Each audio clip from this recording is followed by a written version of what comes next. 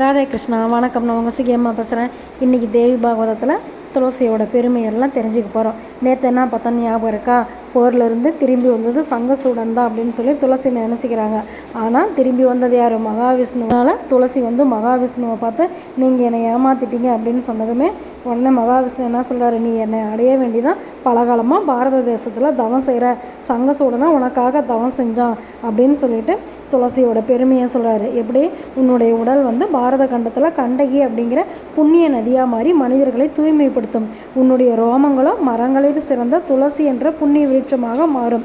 அவ்வாறு மாறிய துளசி விருட்சம் 3 உலகங்களிலும், கோவுலகிலும், விரஜா நதிக்கரையிலும், ராதாமண்டலம், பிருந்தாவனம், பாண்டீரம், சம்பக பூங்கா, சந்தனக்காடு, தாழை, முல்லை, மல்லிகை, மாதவி, மாலதி முதலிய தாவரங்கள் உள்ள இடங்களிலும் வளர்ந்து புண்ணிய தோற்றமளிக்கும்.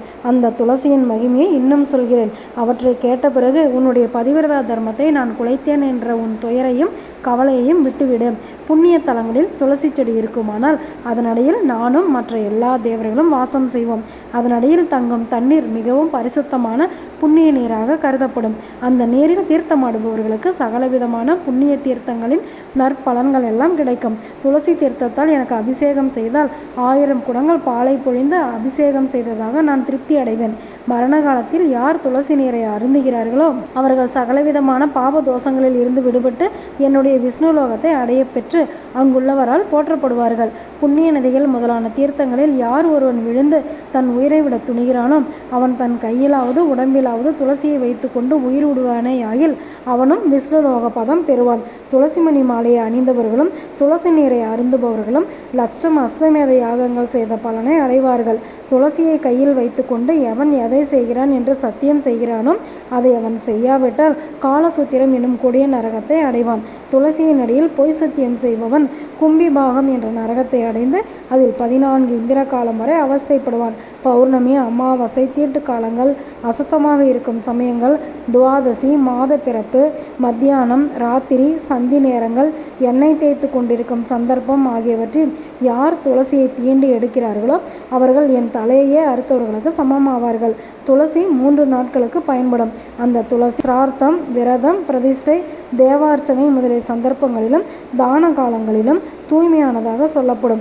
பூமியிலும் நீரிலும் ஏதாவது துளசி இலை விழுந்திருந்தாலும் கூட அதை எடுத்து சுத்தம் செய்து உபயோகிக்கலாம். துளசி என பெயருக்குரிய பெண்ணே, நீ துளசி செடியாக மாறுவதால் உண்டாகும் சிறப்புகளை எல்லாம் கேட்டாய் அல்லவா? இதுபோலவே உனது ரூபமான கண்டகி நதியும் ஓடி கடலரசனுக்கு பத்தினியாகும். நீ கோலோகத்திற்கு சென்று உன் மனதிற்கினே கிருஷ்ணனோடு கூடி மகிழ்ந்திருப்பாய். நீ என்னை கல்லாக சபித்தாய் என்றோ, அதனால் நீ கண்டகி நதியாக மாறி ஓடப்போகும் அந்த நதிக்கரையிலேயே நானும் கல்மலையாக போகிறேன். அந்த கல்மலையை கோரைப்பற்களுடன் கூடிய கொடிய கிருமிகள் கோடிக்கணக்காக வந்து துளைத்து துவாரமாக்கி உட்புகுந்து தமது கோரைப்பற்களால் கோழி போல் கொத்தி கொத்தி சேர்த்து அவற்றில் ஒவ்வொன்றையும் சக்கரம் முதலான சின்னங்களாக செய்து என் அவதார மூர்த்தங்கள் என்று சொல்லும்படி உருவாக்கும். இந்த சாலக்கிராமம் எப்படியெல்லாம் இருக்கும் அப்படிங்கிறதையும் விஷ்ணு சொல்கிறாரு. அப்புறமேட்டு சங்கையும் துளசியையும் சால கிராமத்தையும் ஒன்றாக வைத்து பூஜிப்பவன் மகா ஞானியாகவும் விஷ்ணு பிரியனாகவும் விளங்குவான். துளசியே நம் இருவருக்கும் சாபத்தால் உண்டாகும் வடிவங்களால் உலகத்தவருக்கு ஏற்படக்கூடிய நன்மை தீமைகளை சொல்லிவிட்டேன். துளசியே நல்லதொரு நாயகனோடு திருப்தியாய் ஒரே ஒரு நாள் சுகம் அனுபவித்த ஒரு மங்கையானவள் அவனை விட்டு பிரிவதென்றாலோ மிகவும் துக்கப்படுவாள். அப்படி இருக்கும்போது ஒரு மன்வந்திர காலம் வரையில் அளவில்லாத சுகத்தை அனுபவிப்பதற்கு உரியவனாக இருந்த நாயகனை பிரிவது என்றால் அதனால் உண்டாகக்கூடிய துக்கத்திற்கும் துன்பத்திற்கும் அளவேது அப்படின்னு மகாவிஷ்ணு சொல்லிட்டு இருக்கும்போது துளசி தன்னுடைய உடலை விட்டுட்டு திவ்ய தேகத்தோடு திருமாலின் திருமார்பில் வசிக்கும் வாழ்வு பெற்றாங்களாம். சங்கசூடனாக தோன்றிய நாராயணரும் தமது இருப்பிடம் சென்றாராம். நாராயணர் நாரதர்கிட்ட சொன்னாராம், துளசி எப்படி மகாவிஷ்ணுவுக்கு பத்தினி ஆனால் அப்படிங்கிறத நான் சொல்லிட்டேன் அப்படின்னதுமே உடனே நாரதர் கேட்குறாரு, துளசி வைகுண்டத்தை அடைஞ்ச வாட்டி அங்கே என்ன நடந்தது, அவளை பூஜிக்க வேண்டிய வழிமுறைகளை பற்றியும் சொல்லுங்கள் அப்படின்னதுமே நாராயணர் சொல்கிறார். துளசி திவ்யமான பேரழகு வடிவத்தோடு வைகுண்டத்துக்கு போனதுமே அங்கே இருக்கிற லக்ஷ்மி, சரஸ்வதி, கங்கை அவங்க 3 பேருமே அவளை பார்த்தாங்களாம். பார்த்துட்டு அவர்களில் லக்ஷ்மியும் கங்கையும் மட்டும் பொறாமை அடையலையாம்.